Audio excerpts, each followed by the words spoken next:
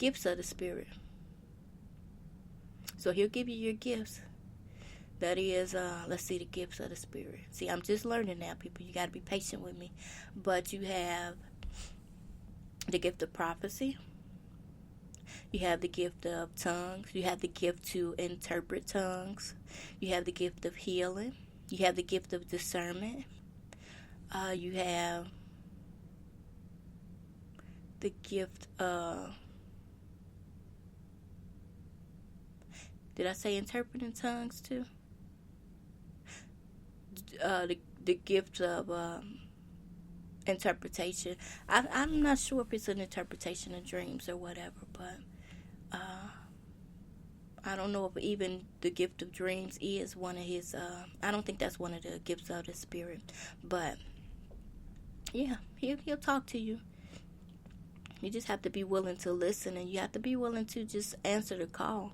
Sit down, and prayer is a wonderful thing. It's that communication with him, that conversation with him is what gets you through it. And then okay, let's get back to the warfare and stuff, the witchcraft. It is going on, okay? I'm not going to deny it because I've had it happen to me during that ordeal. It still happens here and there, but it doesn't affect me like it was then. Once I committed myself to God, that's when the devil started fighting me because he wanted me in sin. He wants you to continue to sin. He wants you to continue to do as he wants you to do. He wants to keep pulling you back to your old ways or your old sin, putting things in front of you, trying to tempt you and everything. And God's not going to tempt you. God will test you. He will test you. And I passed one test, but so far now, the test he's placing in front of me, I'm able to realize it.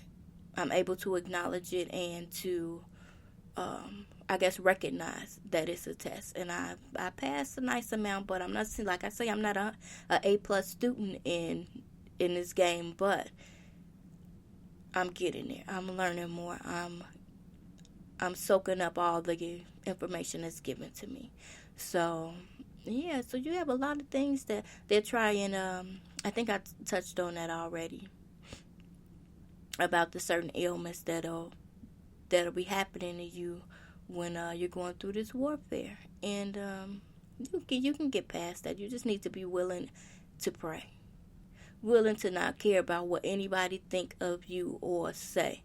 Because, like I say, the enemy will use anybody. He'll use the people that's closest to you to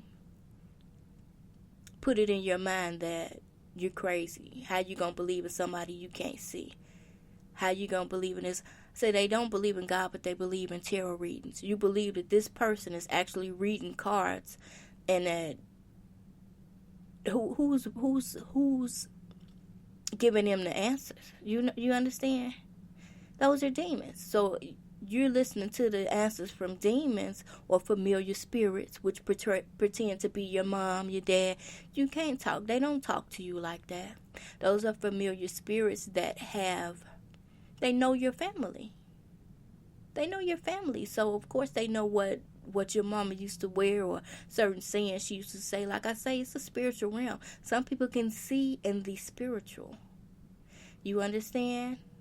So it's a whole nother realm, like these scientists and stuff opening up portals and stuff. That's true. That's happening. Look into that. It's a lot going on, and it's a lot they don't want us to know. That's why the books of the Bible were scattered. That's why they were buried, because God knew what was going to happen. But he knew, too, that he had some true people that, that were going to do his will and spread his word. And that's what I'm here for. That's one of my reasons for being here. It's a lot to it. It's not just one task that he wants me to complete, but I'm going to be faithful in that. Like one guy on YouTube, Mark the Messenger. He is a very knowledgeable young man. He's gifted at what he's doing. God has touched him. He's guiding him. And he said, I like the way he said it too. He said he's no longer a sheep. He's a shepherd. And that he was, that was his task, to be this shepherd so that he can lead God's flock, so that he can help God's flock, give them that information, give them that knowledge, give them that wisdom, because people perish from lack of knowledge. People perish from lack of knowledge. Yeah. So once I gain certain knowledge or information, I'll share it with you all. But I want you all to be aware of that. Don't think everybody's crazy because they believe in God and believe in Jesus. Don't think people are crazy over that. We all have our freedom of speech, freedom of choice. I think some other people crazy for choices they're making, but I can't fault them for what they believe to be true or what they want to do with themselves. They have that choice and that right to do that. So don't fault the people that are following God. Like I said, the people reading the tarot cards and stuff, who's giving them that information? Who's giving them answers? You believe in them cards, but you don't want to believe in God. You can't see who's giving them those answers, but you'll believe in that, but you won't believe in God. It's like it doesn't make sense. And then a lot of people,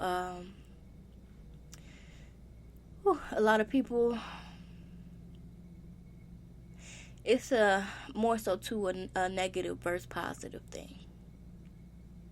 It's a put somebody to shame versus bring somebody out of shame. Or have people not be ashamed of yourself.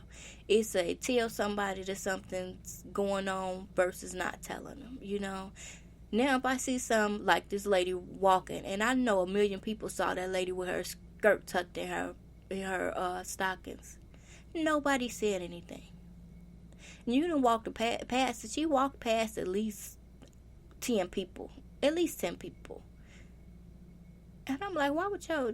That's not right to just put something to want to embarrass somebody or put somebody to shame. God don't like ugly, and people are wondering why these things are happening in here. Oh, you just did this and that to that woman, and now you're wondering why this or that is happening to you. Come on, people. God he's bringing his judgment. His judgment, he's reigning, yeah. He's bringing judgment now on people. And it's not taking as long as it used to take. Like, if I do something, it's going to hit me quick because I know better. You know what I'm saying? I know better. And when you know better, like I say, you know better, you do better. When it comes to God's children, that's like etched in stone. You know better, you do better. You're not going to do that. You knew better than to do that, so I'm finna hit you with it real quick. But now, that's what he's doing to all these evil, wicked people. Hearts of man is desperately wicked. And people are wondering why these things are happening in here. Come on, people, wake up. Get it together. Stop trying to shame people. All these social media stuff, and you steady putting one person to shame. But what you fail to realize, that one person you shaming is the one person that can help you in the long run. Is the one person that'll, if you fall on your face, put their hand out to pick you up. Do you hear me? So stop doing that, people. It's not cute. It's not cool. I find it's disgraceful. It's disturbing. We'll put it like that. It's disturbing. And people just laughing and sharing this and shit. Hoo, look at that person. Like I say, why do you think these kids are killing themselves? Because they being bullied at school. Who the kids that are bullying them get it from? They parents. They hear their mama on the phone talking about, or her friend leaving. She like, look at her, this and that, think she all that. No, you think I'm all that. That's the problem. You need to start thinking that you're all that. You understand? And stop trying to, here go the train again, y'all. I'm just going to flow through it because they're going to keep coming. But yeah. And jealousy, those are spirits, people.